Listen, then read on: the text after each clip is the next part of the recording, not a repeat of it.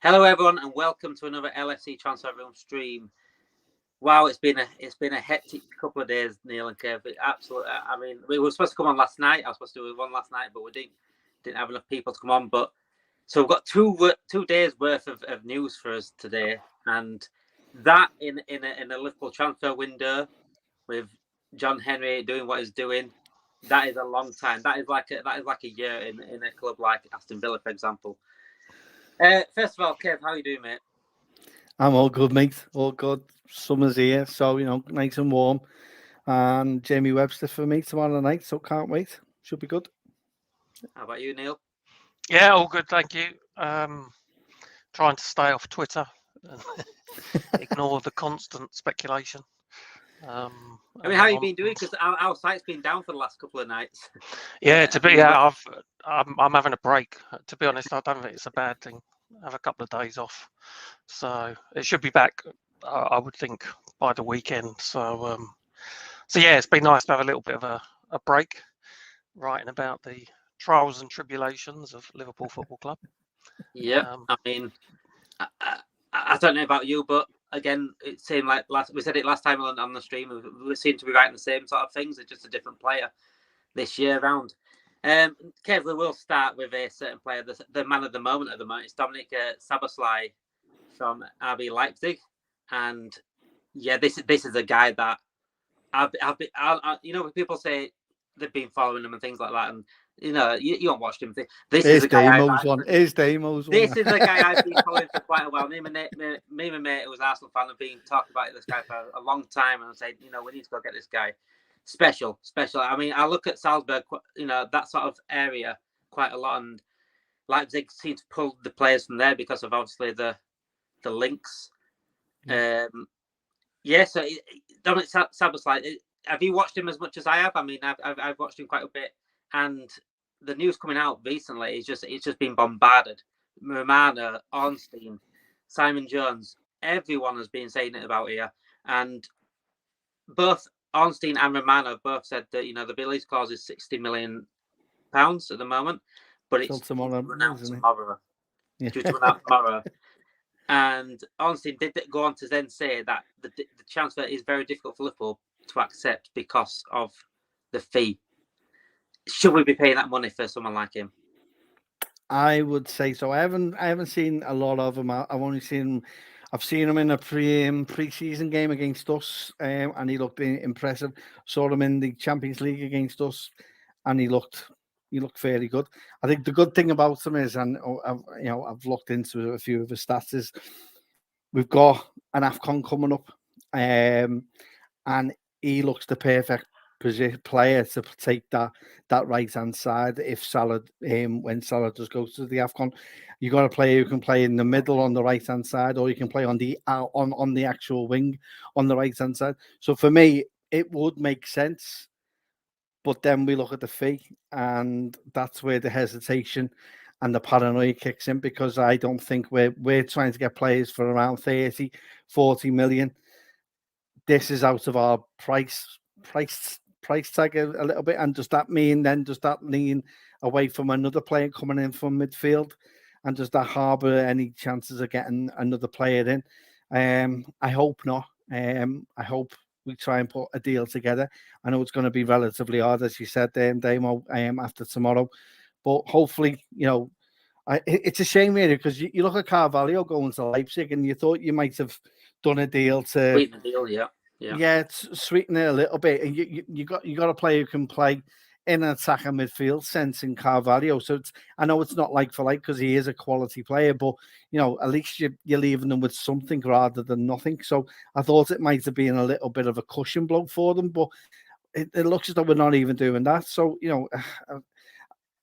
I hope and pray that something happens.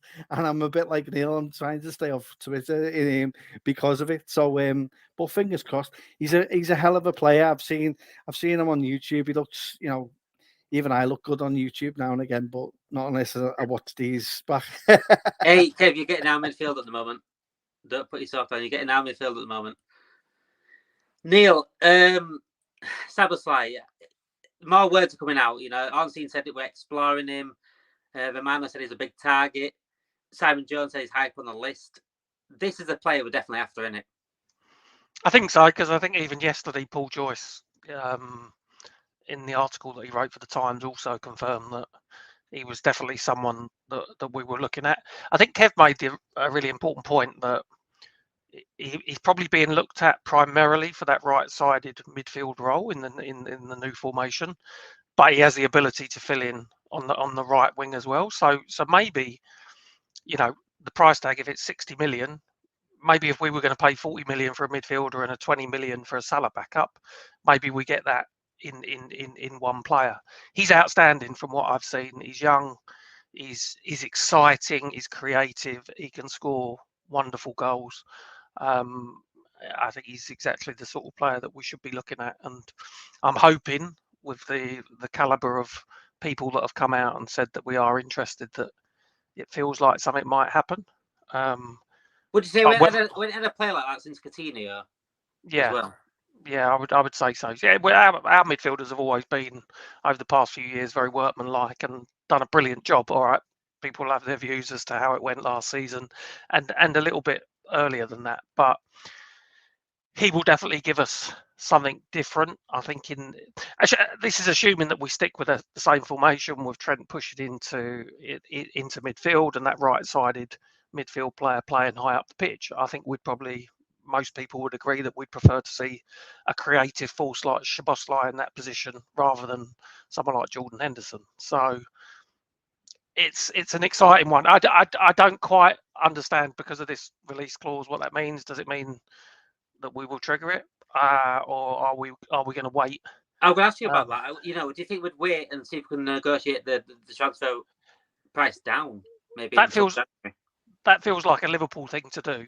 But the danger of that is, what happens if Newcastle trigger it at 11:59 p.m. tomorrow night? So I've heard conflicting things. One is that if you pay the release clause, you might have to pay lump sum up front, and we would be in favour of, amortising his transfer fee over a number of years, like most transfers I think are probably done. So it's an interesting one. The cynic in me thinks it's probably one or the other between him and Thuram.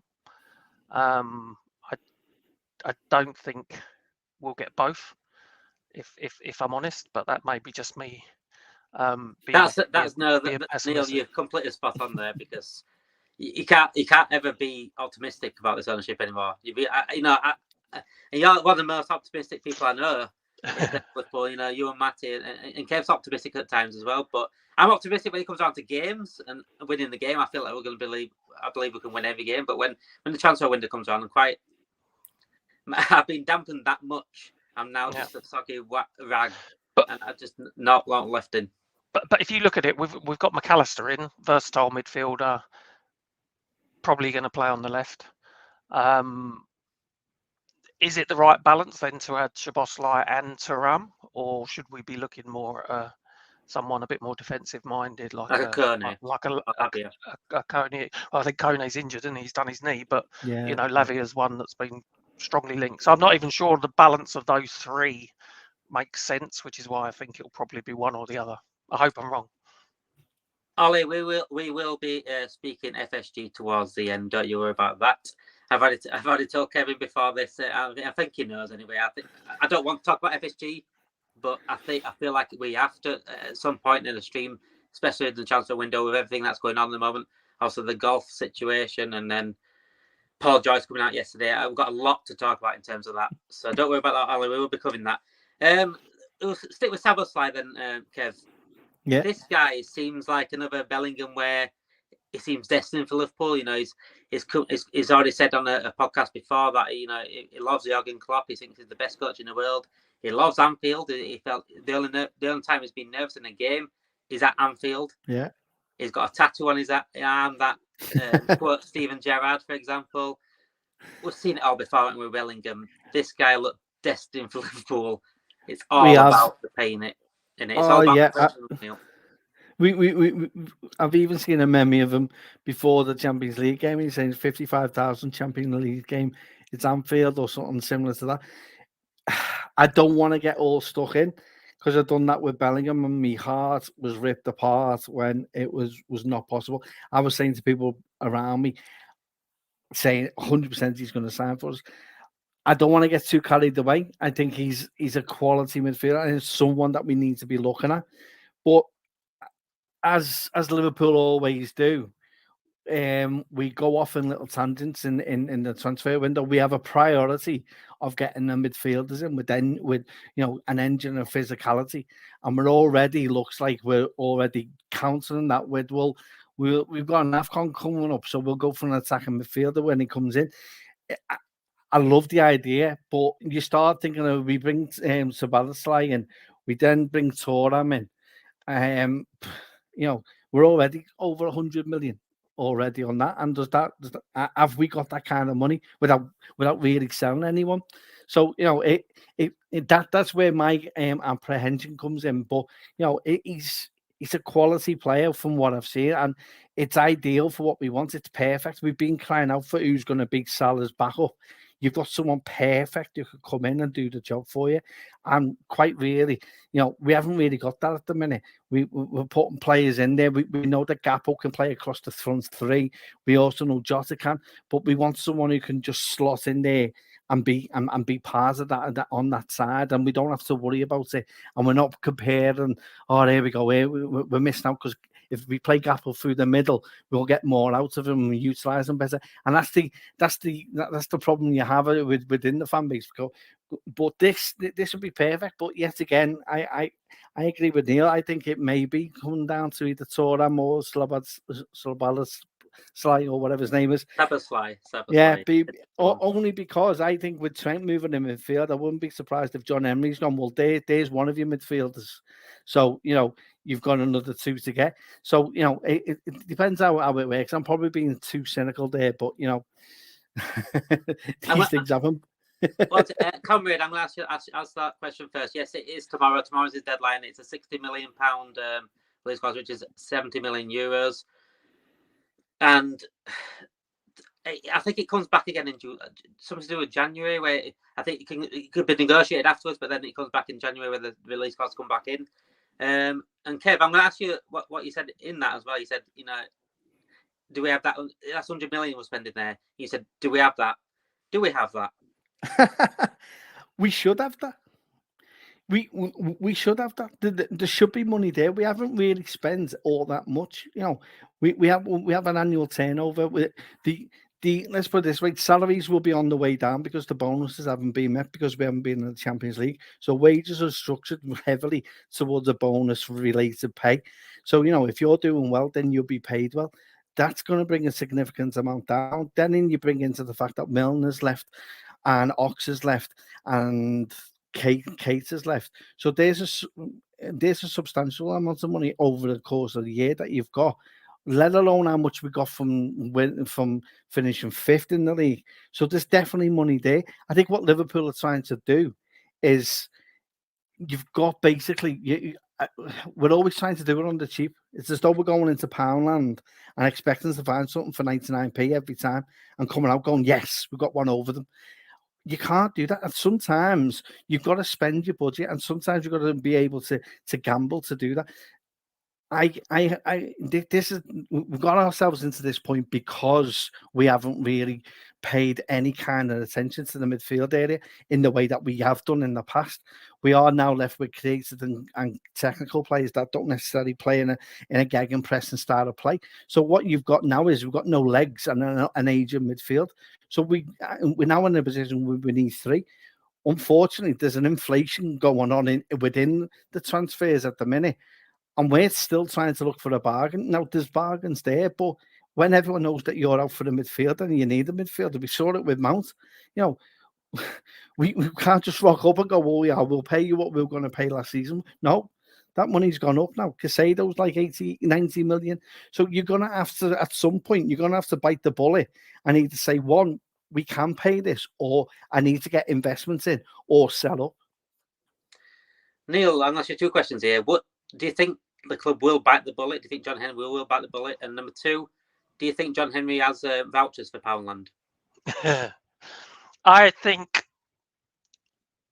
there seems to be an air of this could happen.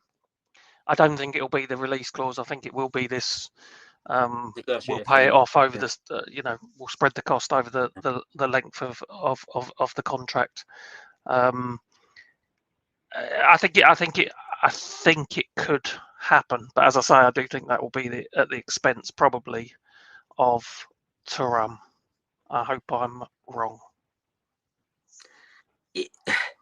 Who else do you think will come out then after that? If we do get Szoboszlai instead of Thuram, do you think it's going to be a Alabi? I mean, with the homegrown quota at the moment, we need a couple of players from homegrown. I'm with Kev. I'm not convinced that there'll be a third, because I think they'll look at Trent as possibly the third, pushing into midfield, which is fine. But then I'd like to see defensive reinforcements, ideally someone right-sided and someone left-sided. So I think I said last time I was on, if we get 2 midfielders, I'm fine with that. But I think we need to get 2 defenders, because for me the defence is soon going to be what the midfield became a problem, because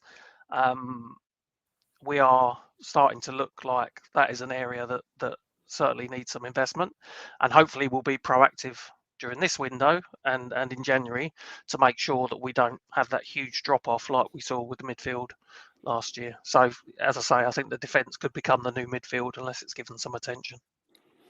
See, the club is just not learning from its mistakes, is it, Kev? I mean, it happened with the defence. We got rid of Lovren. We went into a season then with 2 injury-prone centre-backs and Van Dijk. Obviously, the Van Dijk injury, that's an absolute freak accident. And, well, I say accident. It was a freak accident in terms of his part. But the other 2, we knew, Matic could get injured. You knew Gomez could get injured. We went into that season knowing this, and we were happy to leave that be. Last season, again, with the midfield, we were happy to go in with injury-prone players such as Keita, such as Thiago, old players such as Henderson, Milner, Fabinho, even getting older. Are they ever going to learn from their mistakes? Or just are they bothered? Well, if you look at it now, had we signed Kone, would the fan base be kicking off because he's now injured? So it is a gamble as and when you bring players in. Now, I totally agree with you. At the minute, we are very reactive. We're not proactive. We have an inability at the minute to identify where the problems are and understand how the solution's going to be found. And we're reacting within a market which is inflated and has been inflated since Todd Bowley's coming to Chelsea. And we've seen how inflated and how they're bringing out the loopholes within the transfer market that we don't necessarily should know about, but we're now coming aware of. You got a fan base that knows immortalization more than what it knows about the starting 11. We should be more into who's signing and looking at the back pages of the paper or on Twitter. Instead, we're looking at the financial accounts and trying to be financial experts and reading the stock market as to how much we're worth, how much is the turnover, and trying to put in. We're following the likes of Mo Shatter, who is absolutely superb, but really, I think he would agree, we shouldn't be following him. You know what I mean? We should be just following the team and the players. I think the problem is that we heard it in November time when they came out with we may be selling up, and then coming out with that everything as its shelf life, meaning the way we go about the Moneyball situation. If we're moving it on. We've got rid of all the analytics team as well. So, we've lost another team within the recruitment process that has just fundamentally gone. And we're now left with there's no one there who's willing to say no to Klopp. And I think that's the fundamental problem. I think Julian Ward's done an okay job, but I think he was easily influenced and allowed Klopp to have more of a say, and maybe Pep Lingers to have more of a say than rather what Michael Edwards was. If you remember right, Michael Edwards was the one who told him to bring Salah in, not Klopp telling him he wanted Salah. He didn't want him at all. So there are ways of dealing with it. We haven't, we haven't negated the issues that we've all can see on the pitch. We never replaced Ronaldo. I know we keep going on about that, but that's a fundamental fault within what we've got, and that was the start of what was now you see the weakness within recruitment, because we're now in a position now, and quite rightly as you said, we're now in a position where we're now the midfield, it'll be the defense next season, because we're looking for Van Dijk's getting older, Robertson's getting older. We haven't really got a good left back behind Robertson. Right back, Ramsey's on loan, who was meant to come in, who was injured. Do we need another right back? We need probably 2 centre backs again, and then we need another goalkeeper if Kelleher goes as well, because Alisson will be coming to the end of his time at the club as well. He's till 2027. We're not learning at all. What we're doing is it's very reactive, and when you're like that, then a lot of things go wrong for me, and that's where weakness comes in, and that's where you see on the pitch exactly what it is off the pitch, which is chaotic at times. I think what didn't help last season is that a majority of our injuries started the week leading up to the Fulham game. And that didn't help either. Thiago breaks down, then we've got hardly anyone in midfield, and then the season starts, and we're left with what's there, and we're all frustrated. And then instead of getting the right person in, what do? We can bring Gappo in, and we scratch our heads going, well, we must bring a midfielder in now. No, we won't. We'll just bring McAllister in summer, and hopefully someone else can fill in midfield like Trent says. So we're not learning, and I wish we go back to that way of bringing players in. Sorry, I went off on tangent a bit there. No, you do right to go off tangent. Sometimes we've got to go off tangent to make sense of things. And that's the way it is at the Liverpool moment. At Liverpool, I feel like as a Liverpool fan, I'm trying to make sense of things every single day. Like Kev said, we're looking into analytics. We're looking into the financial side of what's going on at the club. When I was 6 years old, 10 years old, I couldn't give a crap what was going on financial side. You just wanted to see who you bought, maybe buy the shirt with a player on the back, or whatever, and get excited for the transfers. I just feel like that excitement's completely gone now in recent years. And that's because of FSG holding back the shoestrings, acting like they can't afford it. But when Kev said earlier, of course we can afford it. He cares more about going into his. We will go on to FSG at the end, but he does about his portfolio more than most, more than Liverpool Football Club. We'll talk about the inflated market as well, Neil, later on, because I mentioned that yesterday. I just wanted to sort of follow on, really. So I think information about finances and our understanding of it, it's a lot more accessible now than it was 20 years ago. So we do see like Twitter accounts that are quite informative that sort of highlight these things. I do think the manager is a little bit stubborn, and I do think he is behind some of the long-term contracts that we've paid, some big contracts. And as Kev said, the wage bill has been huge because we obviously achieved a lot last season, so that will drop off. But I do think our stubbornness has somewhat hamstrung us in the transfer market to a certain extent. So whilst I'd love to see more investment in transfers, I think we have to understand that the decision making that's been made over the past 2 or 3 seasons has also had a contributory factor to that. Neil, I'm going to talk about a couple of people have mentioned Valverde here, and Valverde is a player that Klopp does reportedly want, but according to Real Madrid, is untransferable. Ancelotti sees him at Real Madrid. I can't see that. But is Valverde a chance there for Liverpool? Because we'd like to see, you got Modric, they got Bellingham just in, they got Tchouameni, Camavinga. Do you think they'd ever get rid of Valverde? I mean, well, he's versatile as well, isn't he? So yeah, he's a top player. Yeah, he's an excellent player. He's a fabulous player, in fact. And if I was the player and I was playing regularly at Real Madrid, won the Champions League last year, would I move to Liverpool at the moment? Probably not. If I was Real Madrid's management team, would I want to lose him? No, because he can play on that right-sided midfield role. He can play out wide on the right. I think they even played him at full-back a few times last season as well. So I don't see that there's too much opportunity for that without a ridiculous offer being made, because I don't think the player would necessarily want the move at this point in time. and I certainly don't think the hierarchy at Real Madrid either would.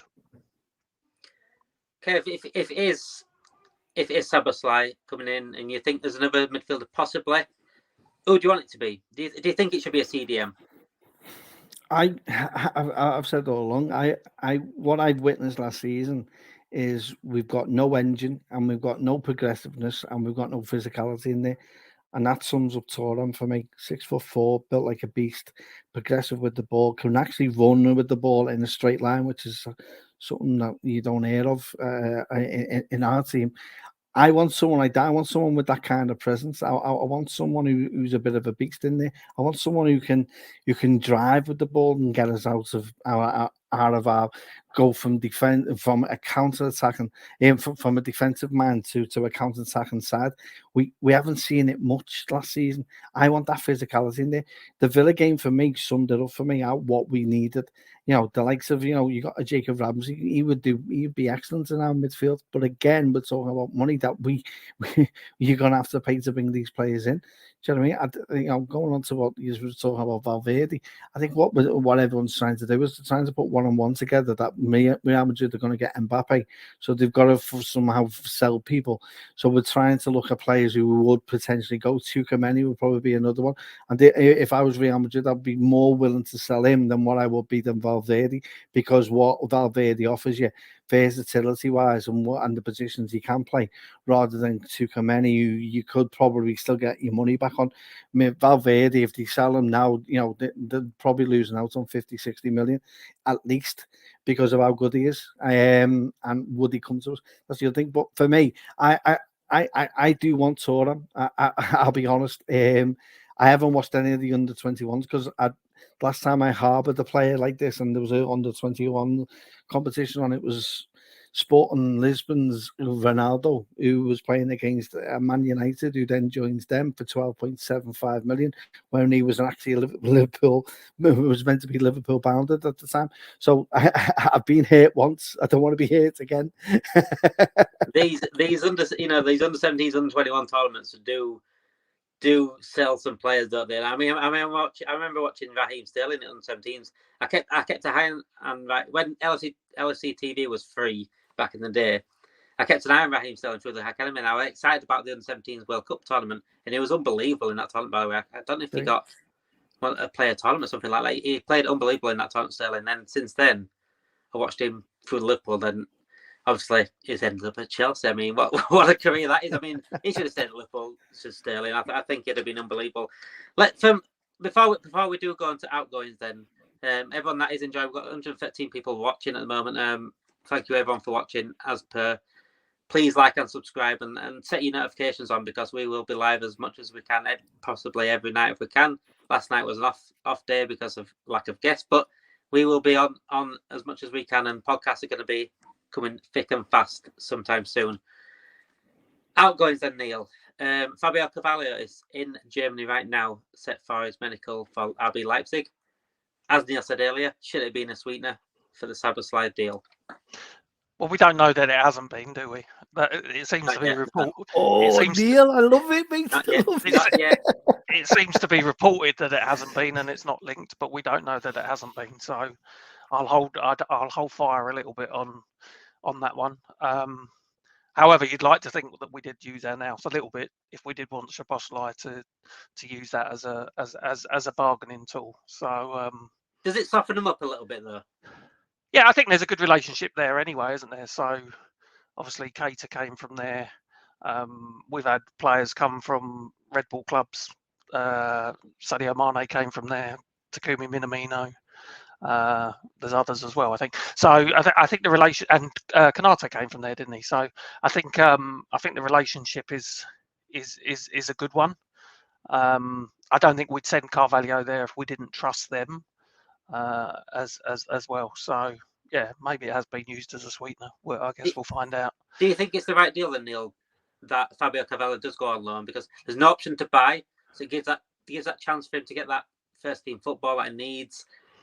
Then we can sort of reassess him as a club and see if he is ready to come back.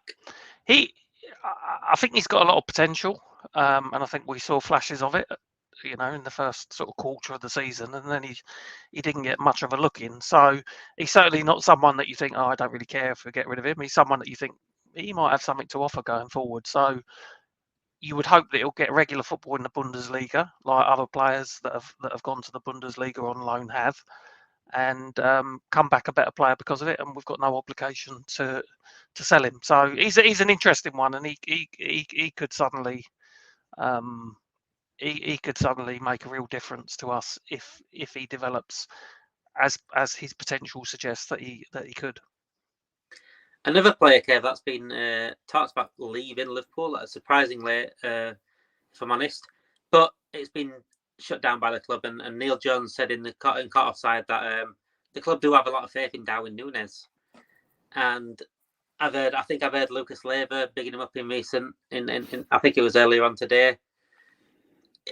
Is there still a player, Darwin Nunez? I personally believe there is. He's shown glimpses of absolute brilliance in games. Has been an absolute terror for defenders.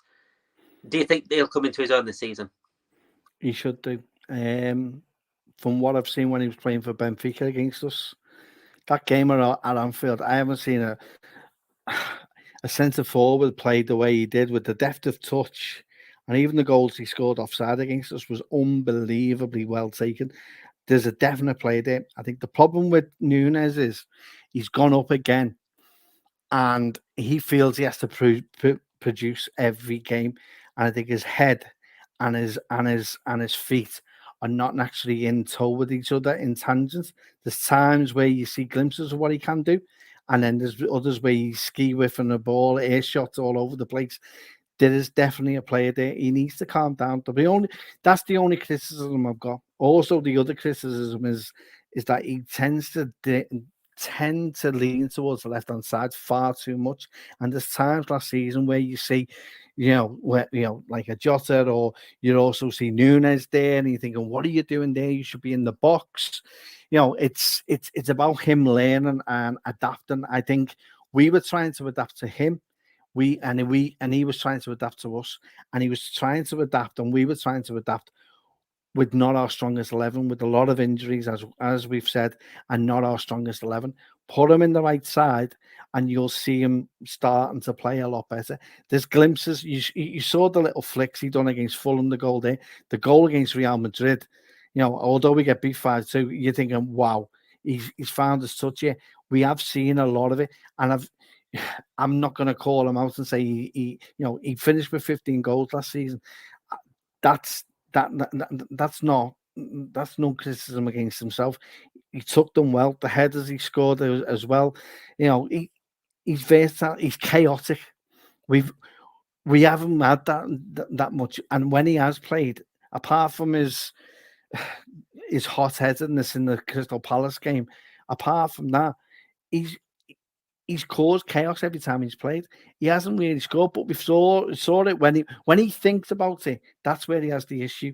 It's when he has that deft touch against Newcastle and puts it in. You're thinking, wow. And we have seen it. It's in his locker. He's just got to calm himself down. He's just got to get ice cold, as Thierry Henry said. Thierry Henry said on CBS Network that he is a quality, that he will be a good player. He just, exactly what I've just said, though. He's got to calm himself down and believe in what he does. Unbelievable player. Not a time to be questioning him. He's first year in a 6-year contract. I'm not going to call him out already. We had the same issue with Suarez, if you remember rightly, in his first season.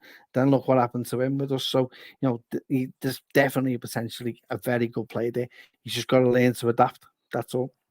It reminds me of Fernando Torres for the last few months of Liverpool, then going to Chelsea. I feel like he just overthinking everything when he was, especially through 1-on-1s. There were not many better players than Torres 1-on-1. As soon as he 1-on-1, that was it. He might as well start celebrating before he gets the net. But in his last few months at Liverpool, when he started progressing, his confidence left. He went into Chelsea and he did the same. Everything seemed to be this font the same Torres, and this is what Nunez is sort of showing. Yeah, it is. He may just need a demo hug. Do you know what I mean? So who knows? Torres got it before he came to from Atletico, so. But then that's it though. Torres didn't felt loved at Chelsea, and he never was going to get loved. And I think that's that's it. He's also learning a language barrier as well. There's a bit of that going on as well. There's a lot going on, and there was a lot going on in his first season. I think once everything calms itself down, we'll start seeing the true Darwin Nunez that I think is definitely there. Definitely. I don't think the injuries helped, and obviously the midfield last season didn't help him coming in. You know, it was basically thrown in with no armbands in the deep end and expected to do something. And at one point, that's not being able to talk. Yeah, and at one point he was the bright spot. I think halfway through that season, he was the bright spot because he was making things happen. And I think it tailed off towards the end of the season. So he's got everything. It's just whether he can put it together. Let's hope he does. Neil, before we move on to Mr. Paul Joyce and a certain Mr. Henry, we will speak about some good news. And we very rarely get good news at this time of the year, June, July, August. Good news. Trent Alexander-Arnold, new contract is a priority, according to James Pearce. How much is he worth? Well, you got to put him up there, you know, same sort of money as Bellingham, I would think. You're looking at 100 million plus if he's on a long-term contract, because all the signs are that he's going to become a phenomenal player, push him forward into that role. So for me, he's right up there with the most expensive players in the league, because he's got qualities that not many players have. So yeah, very expensive, 100 million plus if he gets onto the right contract. Clive Tills actually said on our podcast, "What can Kevin De Bruyne do that Trent can't?" He also said the same about Bellingham. Do you agree with him? Yeah. But he also said that. Say that again. He said. Clive Tills said, "What can Kevin De Bruyne do that Trent can't?" Yeah. Yeah, no, I don't think that Kevin De Bruyne can do. Yeah, he also believes that he's an 8 as well. He also believes that Trent's an 8. Yeah, he was unbelievable those last 10 games, and to be honest, he'd been dreadful, hadn't he? And I think he'd almost gone a little bit stale, like a lot of the team had gone in his standard right back position, if you like, and then he got that new lease of life, and he was unbelievable. I think we need to be cautious that it was only 10 games and he's played against some poor opposition for England as well, but all the signs are that he can be, you know, as influential as someone like Kevin De Bruyne, but early days. Before we move on to Paul Joyce quotes from yesterday, which was it sparked absolute scenes on Twitter, and rightly so, because some of the things that he was saying, and this guy, by the way, Paul Joyce is as reliable as ever. You know, he's literally the Liverpool reliable journalist. When you look at someone, you're waiting to Paul Joyce confirms it, and that's it. It's like a nail in the coffin, isn't it, Kev? FSG and Paul Joyce we'll talk about in a minute. Before we do, please don't forget to like and subscribe. Notification bell on. We'll be live every night as much as we can. Podcasts are going to come thick and thin anytime soon. So, Paul Joyce, I'm going to read you what he said yesterday, Kev. In the coming weeks are going to be absolutely crucial for Liverpool. They want to recruit mids as a priority, obviously, but not just one. Finding value in an inflated market is becoming tricky. What do you make of that so far? As I said before, we're looking for that 99p bargain in a pound shop. It doesn't surprise me that we hear this, and it's like a merry-go-round that we have of let's build the fan base up, and then let's try and take everything away. And when we just think we've got them all on a clickbait, let's just hit them with something. And it's we hear this every time. Every window, Liverpool under pressure to do this. Liverpool are meant to be doing this. I get a little bit sick and tired of it, to be honest. You know, no doubt Paul Joyce has been told to say something from the team, from the club. I think we've all recognised that we are looking in the bargain basement. There are bargains there, but it's hard to get a bargain when you're looking in an area and everyone knows that you're looking in a certain area and you're looking at their players. You're not going to get those. You're not going to get a Chelsea team and go, yeah, you can have Mount for 50 mil, no problem. Oh yeah, Casado. Oh yes, Saudi. You gave us a Klarna. Okay, and you've given us Milner. Okay, then we'll give you Casado for 50 mil or 60 mil. It doesn't work like that. Unfortunately, it's a ruthless business, and as I've said earlier, it's inflated, and it's going to be hard. You need a Michael Edwards to find those little star buys that we used to get. Do you know what I mean? Those little wonders that you think, oh, I hope this never ends. But it has kind of ended. We're not using those algorithms. We're not using what we would commonly use to bring those players in. We're not taking gambles on those young players early enough. We're waiting. We're hesitant at times. We're, look how early we may have got Van Dijk, but we nearly scuppered that even when he was at Southampton. We've, could we have had Casado a little bit earlier? Possibly so. Do you know what I mean?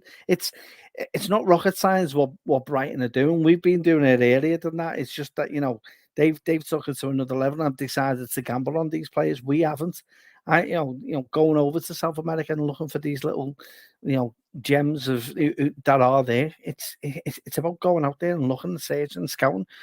Again, it comes down to, it doesn't surprise me what Paul Jukes has said.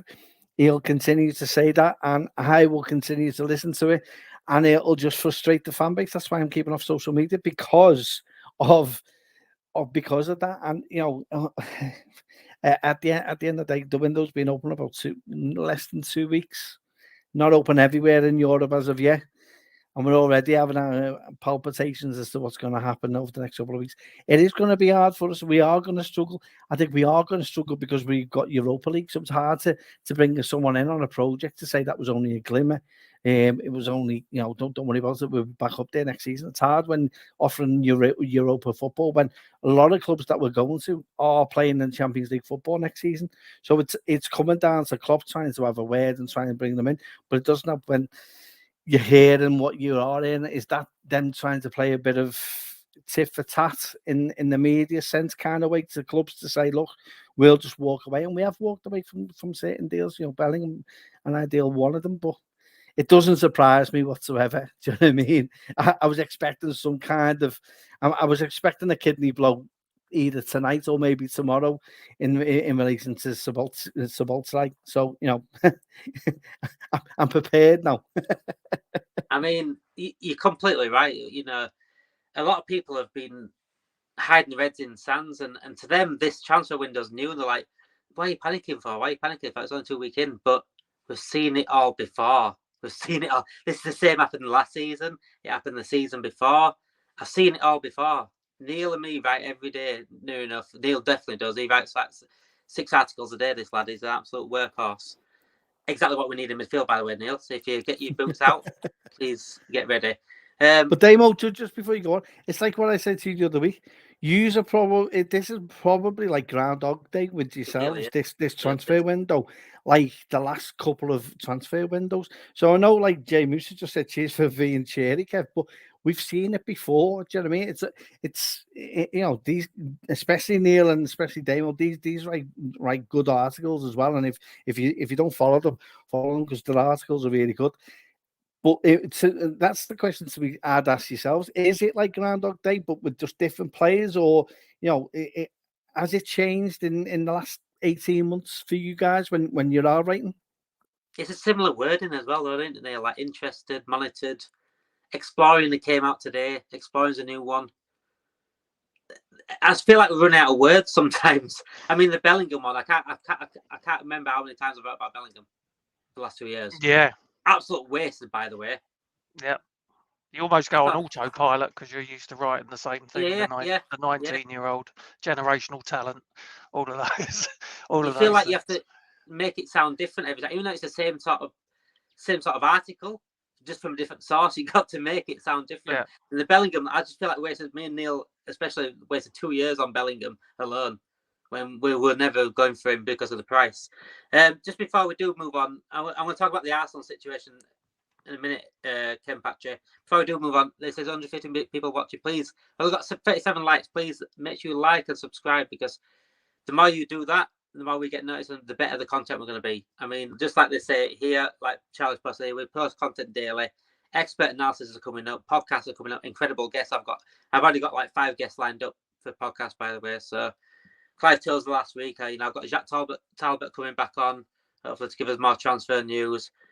please, as much as you can, like and subscribe to. We're doing this for you, and we're trying to give you what you need, whether it be news, whether it be entertainment. We'll be there for you guys. Going down to Camp Patch's comment then about Arsenal, how they're doing the business they're doing, Neil.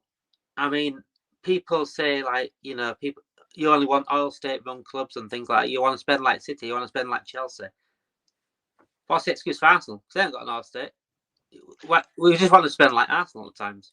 Yeah, they're showing ambition, aren't they? So they've got themselves in a position where they've challenged for the title. All right, it faded away, and they're looking to kick on from that and build on that. And I think Declan Rice will be a very good signing for them. Havertz, if he can get his Leverkusen form back, could be a very good underrated signing for them. And it looks like they're going to get Timber as well. So I think what you're seeing from them is probably what we didn't get from Liverpool after winning the Champions League, after winning the Premier League. They're looking to build on their progression and and stay up there, and they've not always over the past 15-20 years spent as much. They have spent a lot, but under Wenger for a few seasons when they were doing the stadium, they didn't always spend. But the backing is clear now. I think they've got a sniff that they could get some success, and they're putting their money behind it to do so. And I don't think the signing of those three will be the end of it for them either. Kev, going on back to what Paul Joyce said about the inflated market, he's actually used the word bargain. You mentioned it earlier. He actually used the word bargain yesterday and saying we're trying to keep up with the model that's been successful from 2016 to 2020. It was successful though because we was on the up. We were never at the top. We had to get to the top, so we could take chances, and we had to set Michael Edwards with his magic wand. It doesn't work anymore, does it? And this is frustrating when he's coming out. This guy, he's a brilliant journalist, by the way. Paul Joyce is the most reliable Liverpool journalist around there. When he says things, it's normally the truth. It's normally straight from the club. So when you hear now, we're trying to find value in the inflated market, when on the 3rd of April, he said that FSG are going to back Klopp this summer with a significant amount of money, and Bellingham's number one choice. What does that? It goes back to my analogy that I used with the Charlie and the Chocolate Factory. We're looking with the Klopp's got the magnifying glass out at the terms and conditions of how that big spend was going to come from John Henry, and right there, once you've done that, you see without Champions League football, you don't get that kind of that kind of monetary. It doesn't surprise me. It's always been that we're trying to do everything on the cheap, and because we've done it before. But the problem is that the more you start doing, the more you utilize that one way and look at only one way of bringing players in, a lot of people get onto the fact of how you go about it. Arsenal are looking at the model that Liverpool used to get themselves up into into the Champions League places. They're now there, and that's the time when you start buying. And I totally agree 100% with what Neil said. We win the league, we win the Champions League, and we brought basically no one in at all. Do you know what I mean? We brought Kanate in after winning one of them. There's money there. We're always looking at the basement to look at bringing players in. I don't want an oil state. I just want to be able to hit the market. As I've said previously, had we brought integral players in over the last 2 seasons, this is the market where you could have bought just probably one player in, the likes of a Bellingham, the likes of a probably all going in for a Valverde or a Casado. Do you know what I mean? That's how you should be utilising it. Unfortunately, we don't. We want to do things on the cheap, and I wouldn't be surprised if the academy, the training complex, and the extensions that they've done have been not done 100%, but they've looked to do it on, a bit on the cheap as well. It doesn't surprise me. The model's there. That's how they want to see us. Unfortunately, we've got owners. We're the only ones that can find American owners that don't want to spend. and the only ones that did want to spend wanted to put a huge and massive debt on us. I don't want. I want to be able to go into the market and be able to not be looking at the middle of the ground. I want to be able to show our actual clout and be able to show, well, this is Liverpool, this is the global conglomerate that we are, and this is how we're going to approach it, and be like the equivalent of Real Madrid, who go into the market, and once they go in and do something, they do it. We should be like that. We've built up Liverpool, and our history is of developing players into quality players. Now and again, you do need that gem, that one little gem that can come in, and if they're there, you utilize that's when you do spend. You don't sit on it and rest on it and look for another Wijnaldum somewhere, or let's have a look at the relegated clubs and try and buy someone in. Look at the clubs that you're competing with. That's who you should be looking at.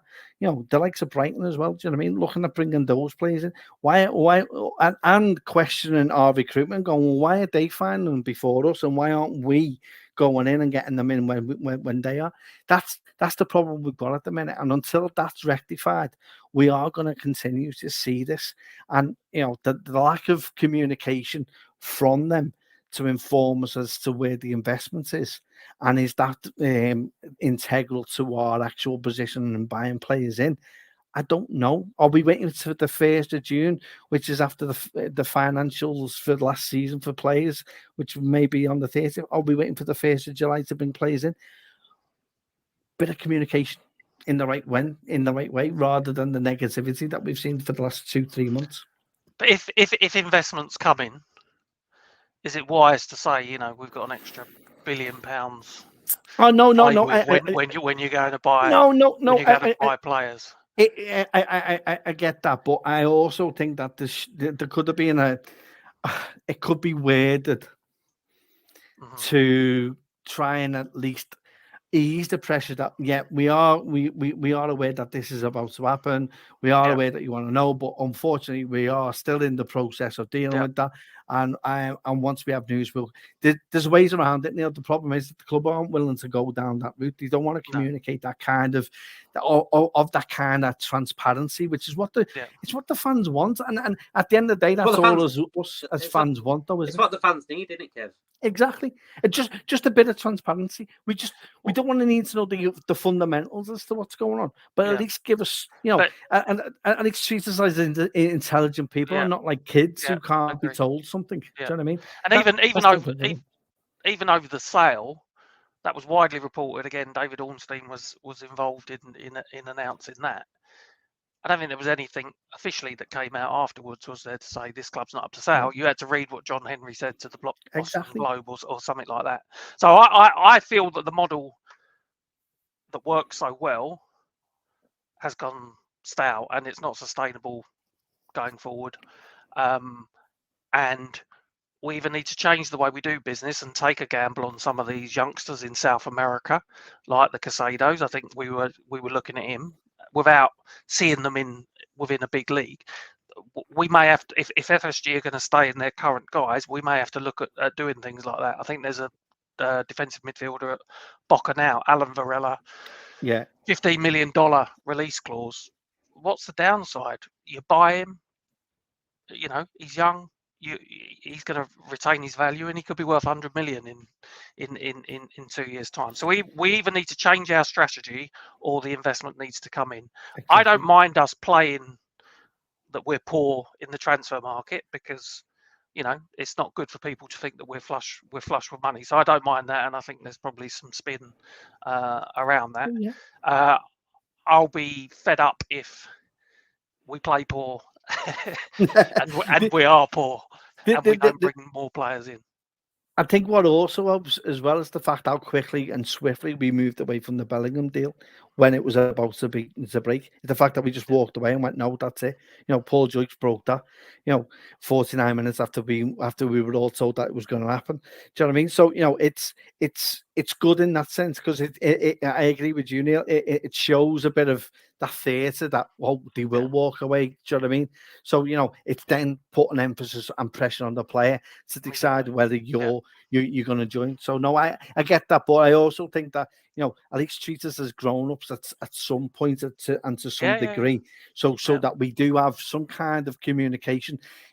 This is the thing, when everything's successful, everything is aligned from top to bottom, whether we like that or how well FSG are doing, but everything's not aligned, everything's all out of sync, everyone's all over the place, and that's where chaos provides, and that's where that's where weaknesses is sought.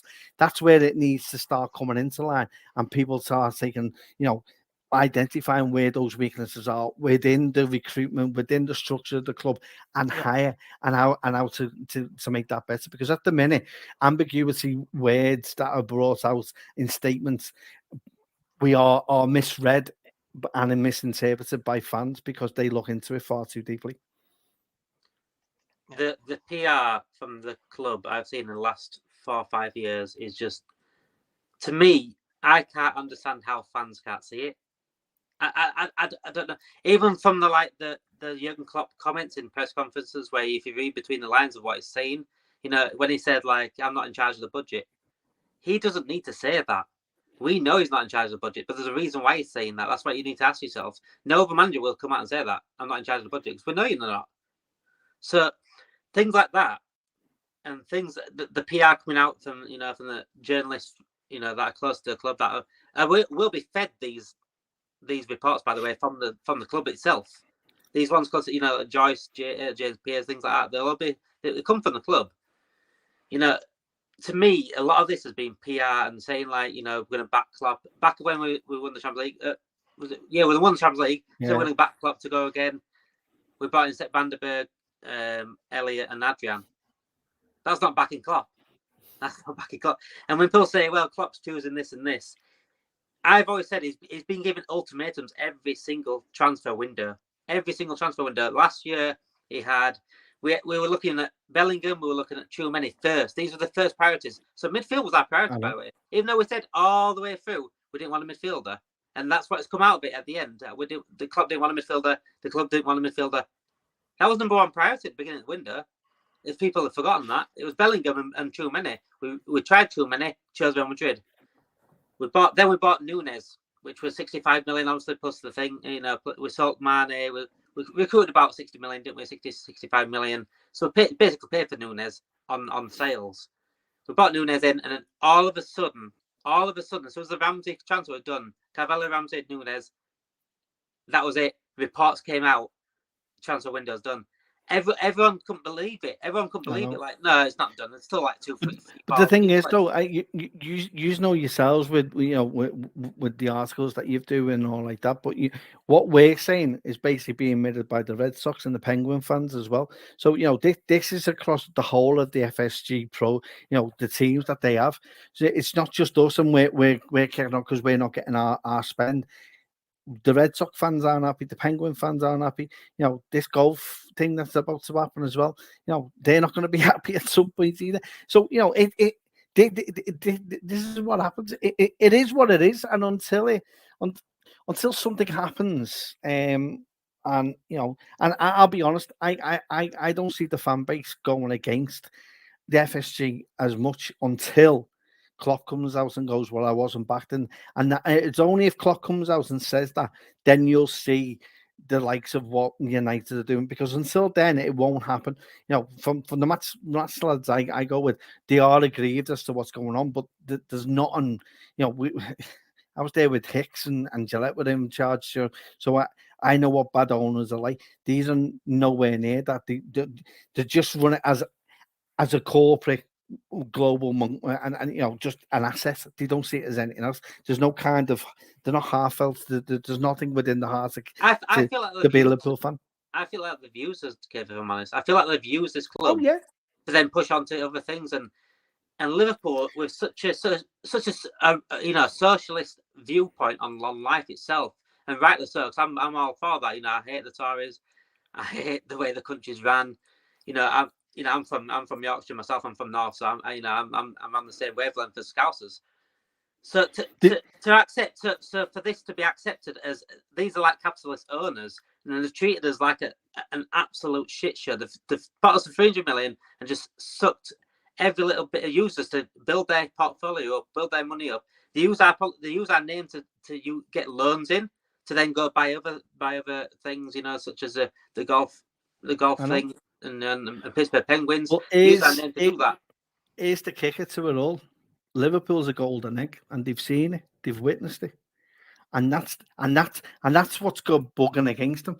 I think part of them do want to know that they're going to have to move on, but I don't think they want to sell up at all because of how much Liverpool can do. If Liverpool achieve anything league-wise or in the European, you get basically 1 million people on your doorstep and a global base of fans that is only United can come up with, because those two are the big two. Without there's only two big teams in the Premier League, Liverpool and Man United, and when those two win stuff, you know about it, and especially Liverpool.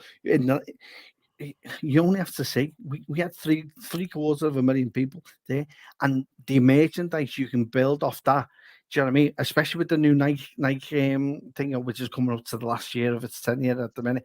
But that I think that's a worry with them. I think that's the gut wrench with them, is that they do want to move on, but they do. If it was one of the other teams, they'd be happy.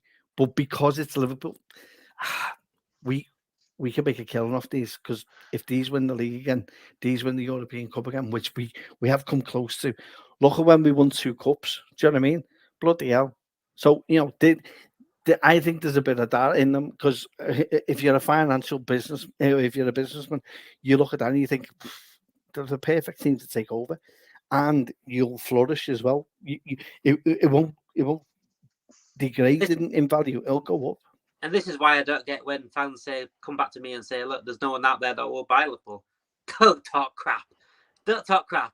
Every sort of club, Premier League club especially, I go up for sale. They get sold quite quickly. They get sold. People always wanted to buy Premier League clubs, especially with like a golden egg like Liverpool. They don't have to do much to the stands. You don't have to buy a new training complex.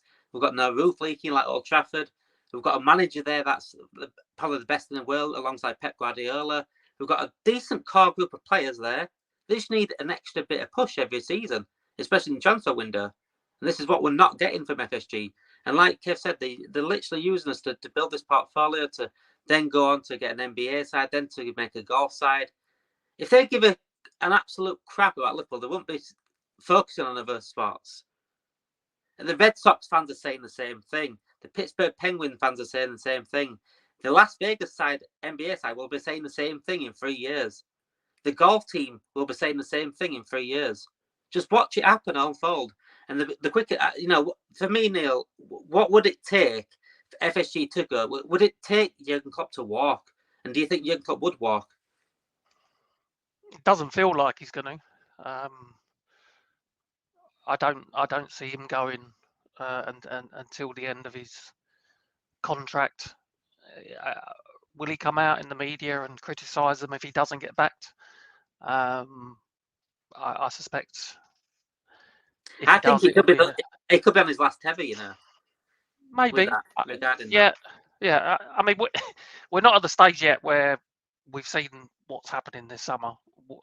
We're all speculating he's not going to get backed based on the last few transfer windows. Let's hope things change. Maybe they won't. Do I think he'll walk? No. Do I think they'll go? I think they must think, and I think it sort of adds to what Kev said, that they still feel there's some upside in terms of the value that they can get from Liverpool Football Club. And that's probably why they're not choosing now to sell. And even, do they need to invest in the team to make sure that Liverpool get back to the top of the game and the value of the club increases? Or is the value of the club going to increase regardless? Because, we're getting untold TV revenues in. The Premier League is, global, worldwide, and the value of the club will increase as a result. That seems to be their approach at the moment, doesn't it? We're going to sit tight. We're going to invest the bare minimum, and we're just going to see the value of. Sorry? They know Klopp can perform miracles. They know. Yeah. If Liverpool play anyway like they did the last 10 games of last season, they could still easily challenge the title without him buying it on that. Yeah. So they're happy to go that, and they're happy to take that risk because Yeah. it's no money spent to take Yeah. that risk. Yeah.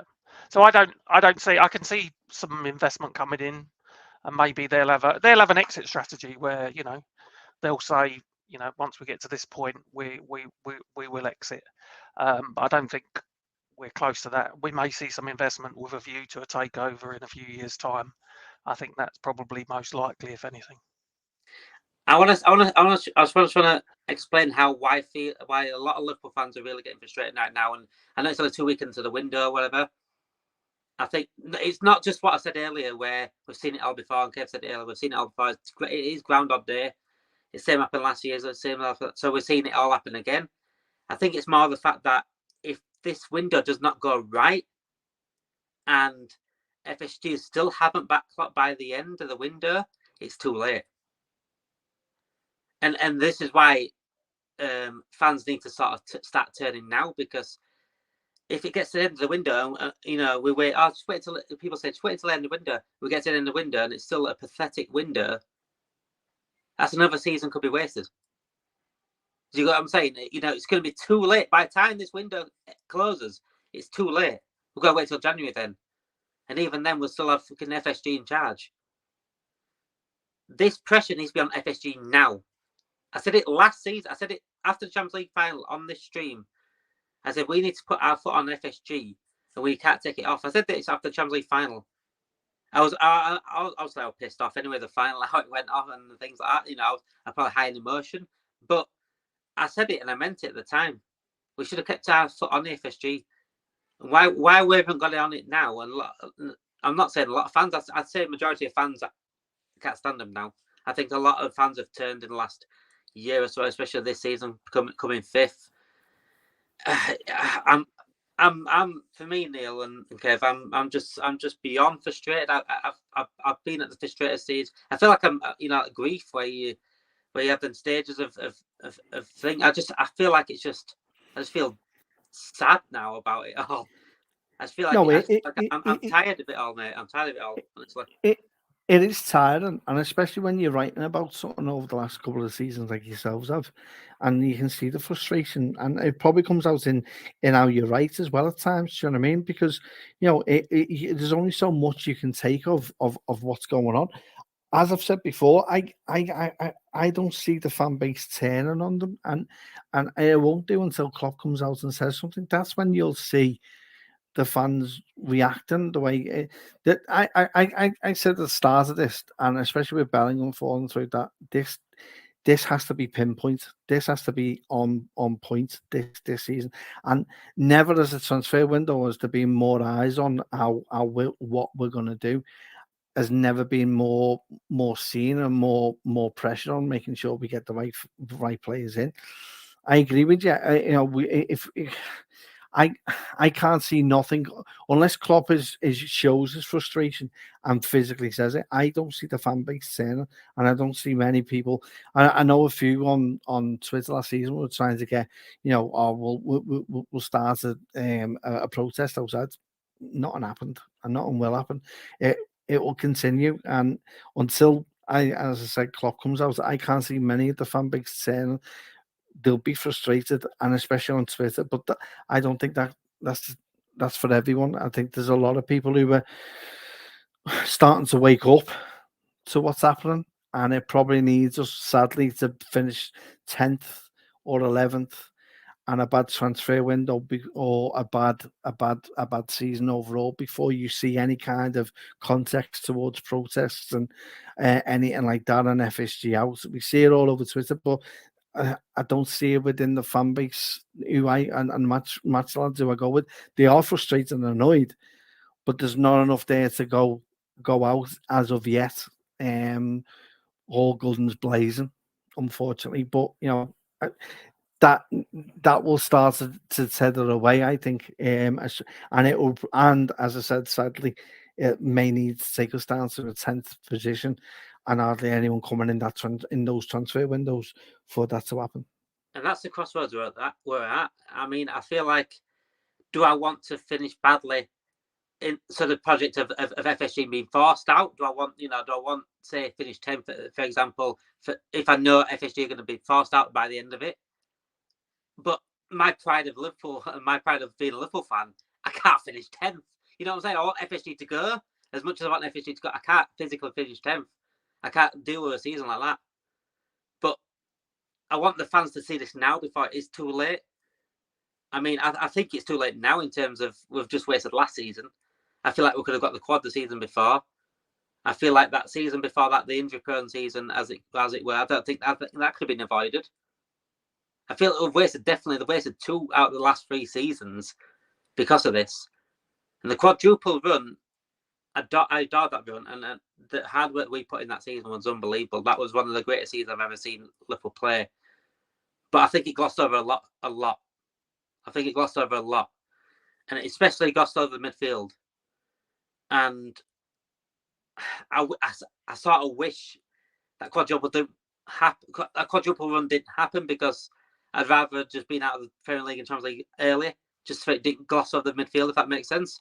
And had the double as well. But you know, it was such a, when you're in that moment, what a journey it was, and what a proud season it was to see them witness pushing for that quad.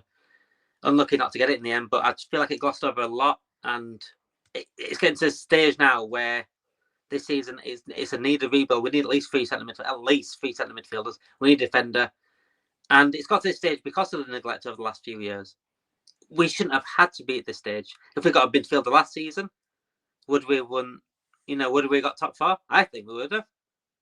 At least one midfielder last season would have got top 4. You know, I think Bellingham would have been definitely an option then, if we wanted to pay for him. You know, it was a Champions League football situation, and it's just every single time we're making mistakes, we're not learning from it. I say we're not learning from it. I don't think FSG give a shit. I don't think they care about learning from it. They're just giving Klopp this, work with this, go with it. And we've seen you do it before. We've seen perform miracles before. Do it again. And we can't keep working like that. This is why I want the fans to turn now and to realise what's going on right now, because it's going to be too late by the end of the window. It really is. And I don't want another season like that, Dave. I don't know about you and Neil, but I presume you're on the same. I don't want another season like that. I can't be bothered with it. Honestly, there's times where I'm just miserable watching a game, and I felt like that for a while.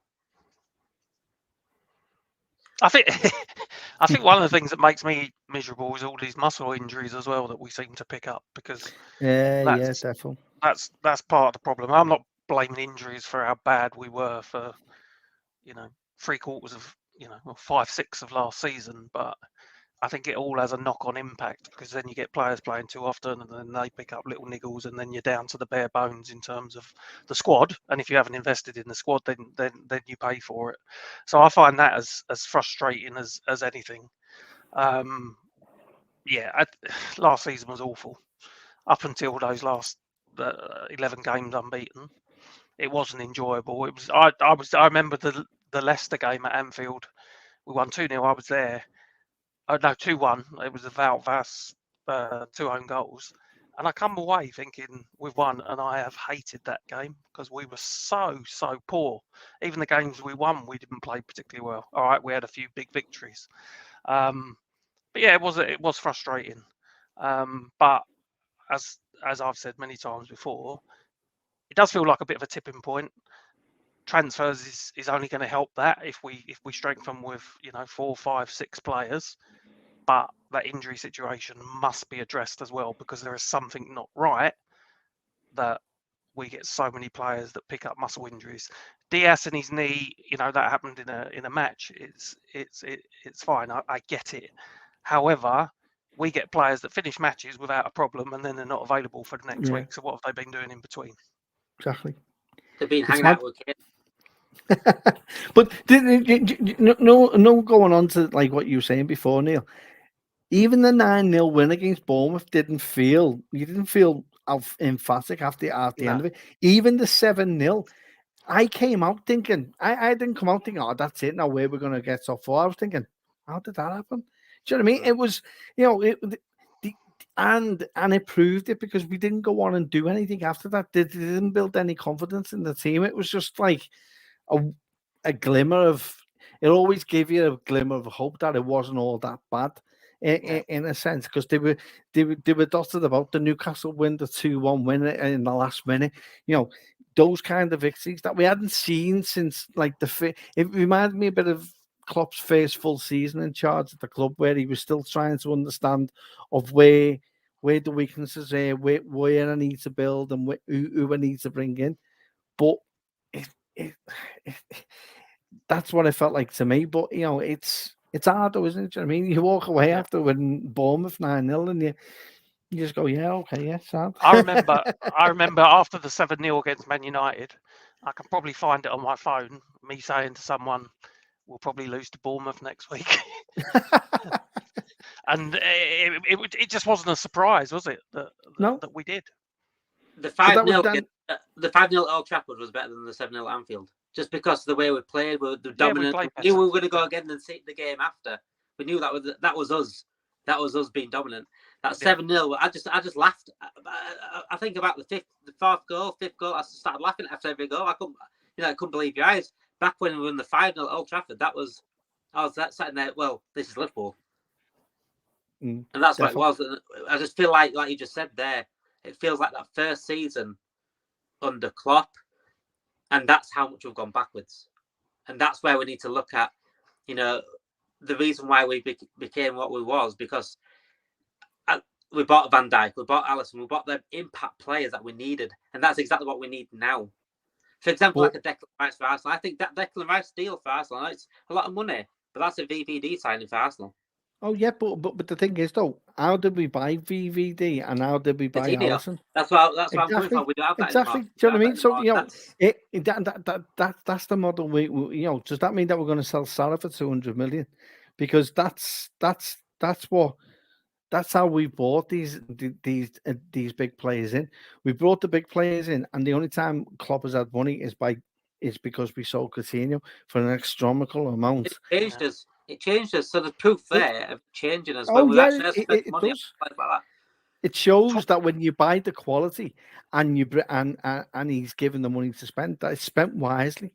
You don't lose the asset. The one thing that frustrates me over the last 3 years is that we haven't the assets that Klopp loved and nurtured and wanted in there. We let those assets run down to absolutely nothing, and we got nothing back. We let a £50 million player in Keita go for nothing. That's criminal. That's criminal. If we knew, and this is where we're reacting. We're proactively. He should have went last season for about 25 mil to a German side. You know what I mean? That.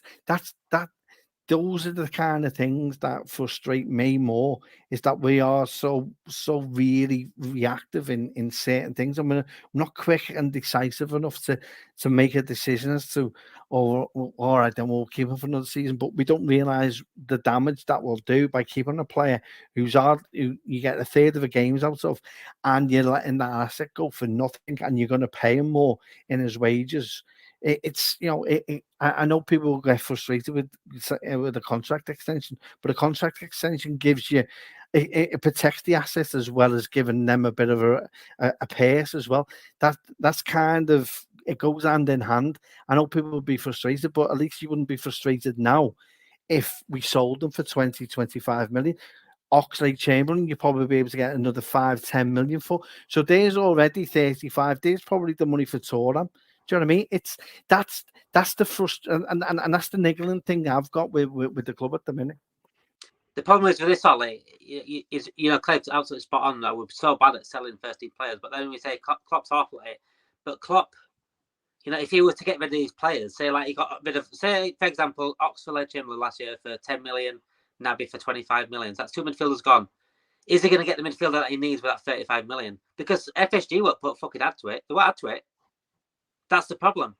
So if he's losing these players, people say Klopp's loyal to these players, likes of you're loyal to obviously James Milner. He wants to keep James Milner.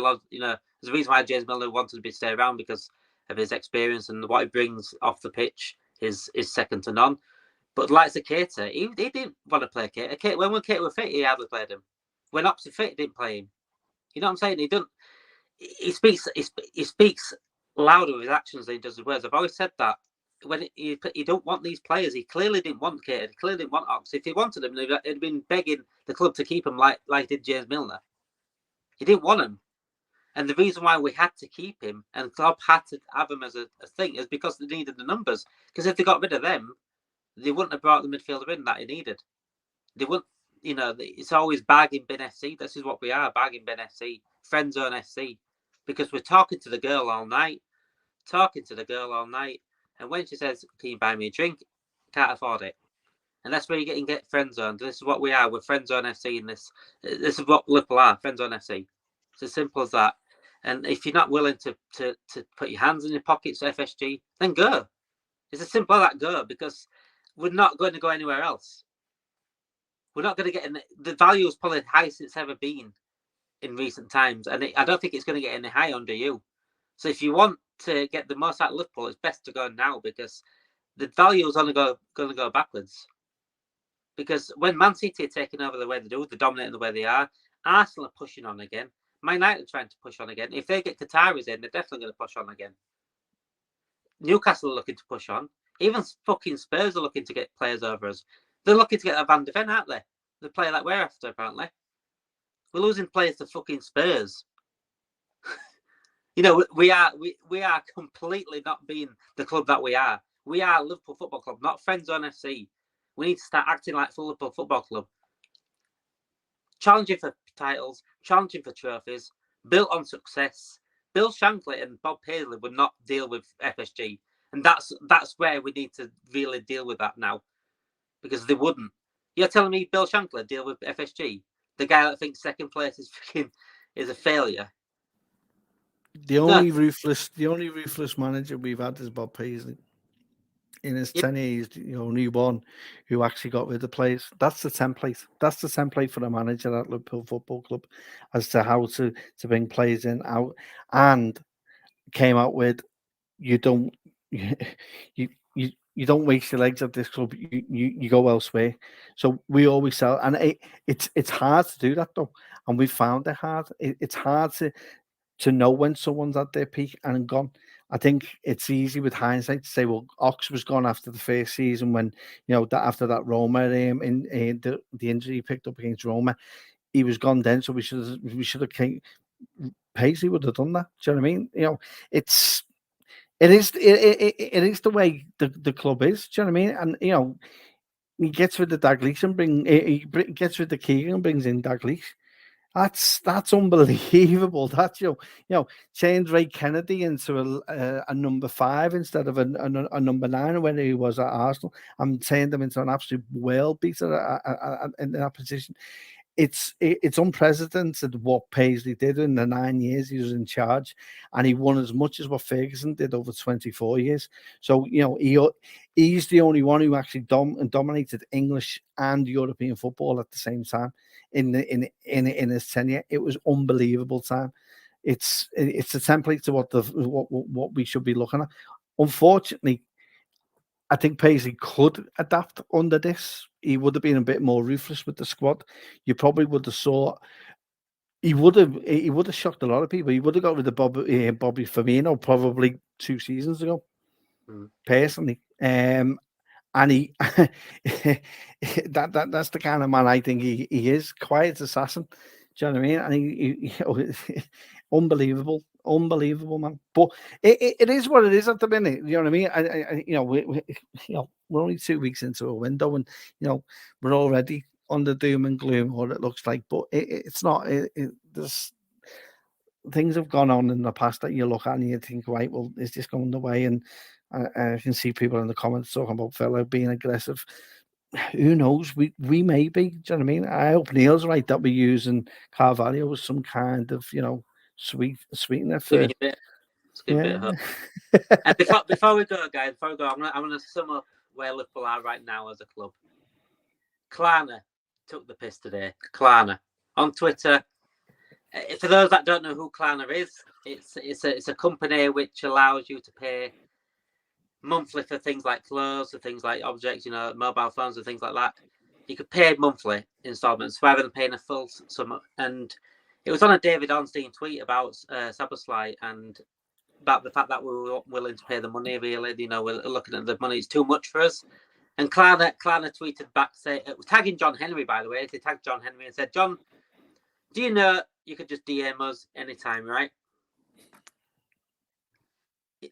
That says everything to me. I think that when we got to the point of our owner being that stingy, that tight, that Klarna, a brand that's nothing to do with football, by the way, you know, that gets clothes on installments and things like that, are taking the mickey out of your owner.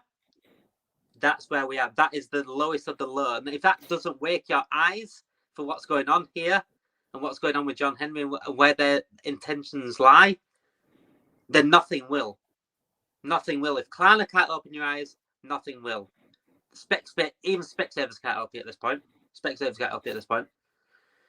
Thank you guys for coming on anyway. Thank you, Kev. Thank you, Neil. And thank you, everyone that's coming. We've had a big viewing ship tonight. We've had lots of viewers. Wow. And it went on to about 160 people viewing it at one point, boys. Unbelievable. And please like and subscribe. Whether we're buying players or not, we'll be here every day. The podcast is coming out. I've got a special guest lined up for the podcast. I've got a few people. Also getting Jack Talbot back on. I'm trying to get some financial experts on to speak about FSG basically, and you know, I want to expose them a little bit this summer rather than actually going out for, you know, people on protest. I rather expose them as a journalist. I feel that's my job to do. I feel like that's what journalists at this club should be doing. This is why club's getting probably frustrated at them. Thank you, everyone, guys, and have a great night. You'll never walk alone. And yeah, up the Reds. Good night, guys.